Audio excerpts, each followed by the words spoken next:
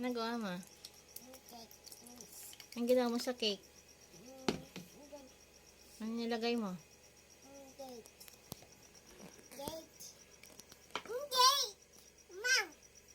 Yung cake ni ma'am. Lagot ka kay ma'am. Lagot ka kay ma'am. Ginawa mo yung cake. Ang ginawa mo sa cake? Doon. Doon. Saan doon? Doon?